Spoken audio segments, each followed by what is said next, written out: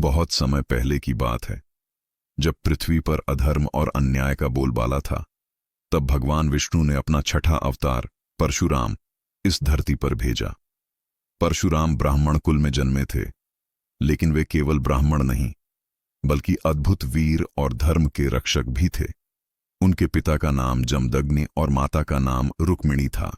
परशुराम बचपन से ही असाधारण बुद्धिमान, साहसी और धर्मनिष्ठ थे।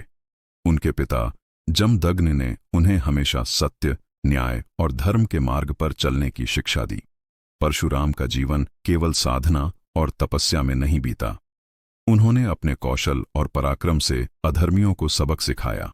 एक दिन परशुराम के पिता के खेत में कुछ दुष्ट शूरवीर आए और जमदग्नि जी से अत्याचार करने लगे।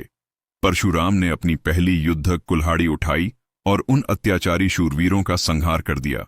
इस घटना ने उनके पराक्रम और न्यायप्रियता की पहली झलक पूरे संसार को दिखाई। परशुराम का क्रोध केवल उन लोगों के खिलाफ होता था जो अन्याय और अत्याचार करते थे। कहा जाता है कि उन्होंने कई बार अत्याचारी क्षत्रियों का वध किया ताकि समाज में धर्म और न्याय की स्थापना हो सके। उनके पराक्रम की कहानियां इतनी प्रसिद्ध हुईं कि राक्षस और अन्य दुष्ट लोग भी उनके सामने खड़े होने की हिम्मत नहीं कर सकते थे। लेकिन परशुराम केवल क्रोधी योद्धा नहीं थे, वे ज्ञान, तपस्या और साधना में भी अद्वितीय थे। उन्होंने अपने पिता से नीति, धर्म और न्याय की शिक्षा ली थी और उसी आधार पर समाज में व्यवस्था स्थापित की। उनके जीवन का मूल उद्देश्य था धर्म की रक्षा और अधर्म का विनाश। एक अनसुनी कथा के अनुसार परशुराम ने कभी निर्दोष को नहीं मारा। उनका क्रोध हमेशा अत्याचारी और अधर्मी के खिलाफ था। वे यह मानते थे कि शक्ति का उपयोग केवल न्याय और धर्म के लिए होना चाहिए। उन्होंने अपने जीवन में यह संदेश दिया कि जब तक लोग अधर्म और अन्याय से पीड़ित हैं, तब तक धर्म के रक्षक का कर्तव्य समाप्त नहीं होता। परशुराम ने अपने समय में कई शूरवीर युद्ध किए और समाज में धर्म की स्थापना की।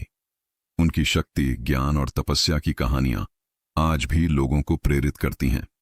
उन्होंने यह सिद्ध कर दिया कि सच्चाई और न्याय के मार्ग पर चलने वाला व्यक्ति कभी भी अधर्म के सामने नहीं झुकता।